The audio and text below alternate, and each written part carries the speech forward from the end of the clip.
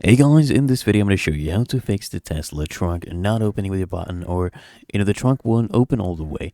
So you need to adjust the liftgate opening height. You need to customize this and save it as the default or for a specific location such as your garage. Okay, now to actually set the height, what you do is you pause the trunk while it's moving.